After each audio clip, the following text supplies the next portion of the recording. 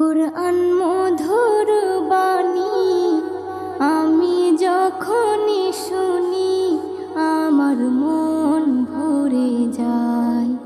কুরআন মধুর বাণী আমি যখনই শুনি আমার মন ভরে যায়।